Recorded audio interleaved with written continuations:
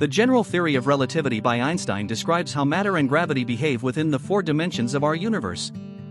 We have three dimensions of space and one of time. The presence of matter and energy in spacetime distorts and curves it, causing some remarkable effects such as gravity.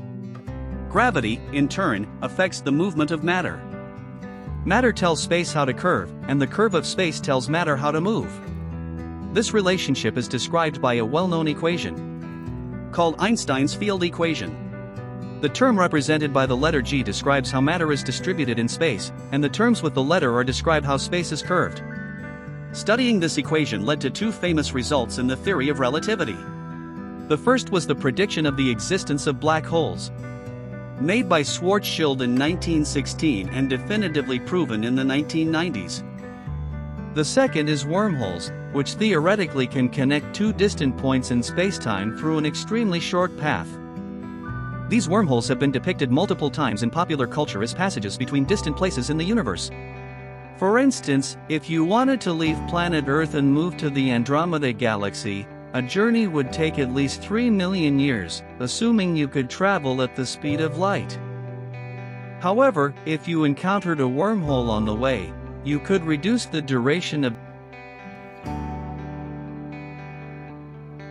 The classic explanation of how this rapid passage through the universe works involves imagining yourself as an inhabitant of a sheet of paper, existing in its two dimensions, able to move within it at will. If you wish to go from one end of the paper to the other, you would have to. Now, if the paper is not flat but folded over itself, and there is a path connecting the two ends without having to pass through the entire sheet, that short connection is akin to a wormhole. I won't lie, the idea of wormholes seems promising as strong candidates for shortcuts that highly advanced civilizations could take to aid in exploring the universe. However, the crucial question I want to address in this video is, do they exist in the universe? And as a bonus question, is it possible for humanity to one day create a wormhole? To answer these questions, we need to use Einstein's field equation. Remember that this equation relates the curvature of space to the distribution of matter within it. Due to the wormhole, we know how space's curvature should behave. We want two distant regions of spacetime to be connected by a short path, like a loop. Essentially, this is the definition of a wormhole. By putting these requirements into Einstein's field equation, we can solve it to see if such a thing could exist. The results seem possible but highly improbable. Before you despair, let me clarify, the time for despair will come later in the video. In summary, is there a way for matter to be distributed in a specific way and create a wormhole without violating a crucial law of physics? The downside is that this scenario seems extremely unlikely. To illustrate, consider the analogy of water from a faucet falling into a sink, undergoing a perfectly elastic collision and bouncing back out of the sink. Theoretically, it's possible, but if I claim my bathroom sink does that, you probably won't believe me. This analogy emphasizes that while there might be a solution to the equation that gives us a wormhole, it is not a good solution. In fact, the simplest results for stable wormholes are not stable, they collapse almost instantly, which would be catastrophic if you entered one. Imagine entering a wormhole to reach Andromeda faster, and halfway through, it becomes unstable, crumbling and tearing apart you along with spacetime. Not a pleasant scenario. If the conditions we impose on the equation are not sufficient, we need to add another condition, stability.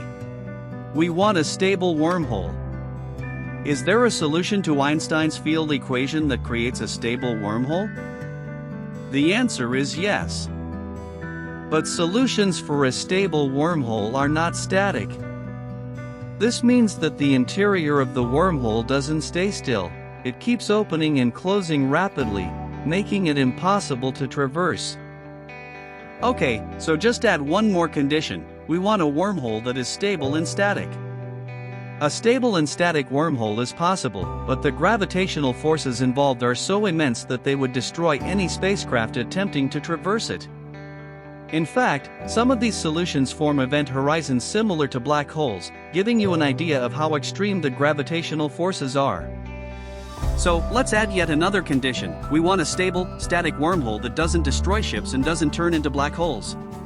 I have good news and bad news.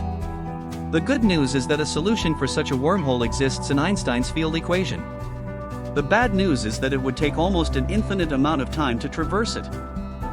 In other words, you would enter a wormhole and only exit at the end of the universe. If you're on the verge of giving up on the idea, here's another condition. We want a stable, static wormhole that doesn't destroy ships. Surprisingly, there is a solution to this in Einstein's field equation. Finally, a perfect solution. But here's the problem. We know the type of wormhole we want, so we use Einstein's equation to determine the matter distribution required to form this wormhole and the properties this matter must have.